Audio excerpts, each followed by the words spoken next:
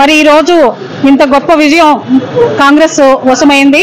రాజీవ్ గాంధీ గారి తర్వాత రాహుల్ గాంధీ గారు వచ్చారు. మరి రాహుల్ గాంధీ గారు చేసినటువంటి జోడో యాత్ర అయితేనే, మరి న్యాయ యాత్ర అయితేనే, ప్రజల్లోకి వెళ్లి కష్ట సుఖాలన్నీ తెలుసుకుని ఆయన ఎంతో త్యాగం చేసి ఎండనక వాననక తిరిగి అన్ని రకాలుగాను ప్రజల్లో చైతన్యం తీసుకొచ్చారు. ఇది కాంగ్రెస్ కి చాలా పెద్ద విజయంగానే పరిగణలోకి తీసుకోవాల్సిన అవసరం ఉంది. ఈ రోజు ఎన్నో అనుకున్న దానికంటే కూడా అంచనాలుగా కాంగ్రెస్ చాలా ముందుకెళ్ళింది. ఏదో ఒక రకంగా మరి అందరినీ సమాయత్తం చేసుకుని ఇతర పార్టీలు కూడా కలుపుకొని అనేక రకాలుగా ప్రయత్నం చేస్తూ మేము ఖచ్చితంగా కూడా మరి కాంగ్రెస్ పార్టీ మరి దేశంలో అధికారంలోకి రావాలని చెప్పి మేము అందరం కోరుకుంటున్నాం. రాహుల్ గాంధీ గారిని ప్రధానిగా చూడాలనేది మా అందరి యొక్క చిరకాల వాంఛ. అలాగే సోనియా గాంధీ గారు కానీ ఆవిడ కూడా వచ్చి ఎంతో కష్టపడి ఇదంతా తిరిగి తెలంగాణ ఇచ్చి తెలంగాణ కోసం ఎందరినో గెలిపించి అన్ని చేసినటువంటి త్యాగమూర్తి సోనియా గాంధీ గారు.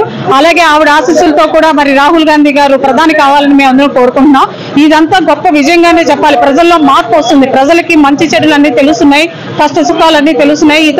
ఇతర పాలనలో ఎలా అయితే కష్టాలు అనుభవించారో అవన్నీ ఇక ముందు ఉండకూడదనేటటువంటిది కాంగ్రెస్ పాలన మళ్ళీ రావాలి.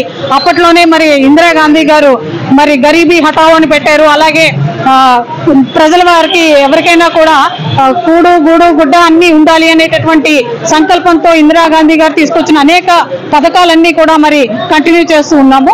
అదే విధంగా కాంగ్రెస్ కి ఎప్పుడూ కూడా విజయం అనేది ఉంటుంది. కాంగ్రెస్ ఎప్పుడు ప్రజల పక్షాన ఉంటుంది. పేదల అభివృద్ధే కాంగ్రెస్ లక్ష్యంగా నడుస్తుంది. ఎప్పుడైనా కూడా ప్రజలు దీన్ని గమనించి ఈ రోజు మరి పట్టం కట్టాల్సినటువంటి అవసరం ఉంది.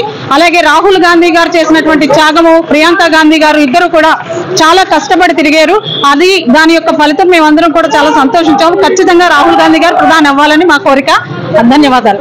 Z2 TV न्यूज और एंटरटेनमेंट यही सच है। आदाब, नमस्ते, मैं जफर खान, आप देख रहे हैं Z2 TV।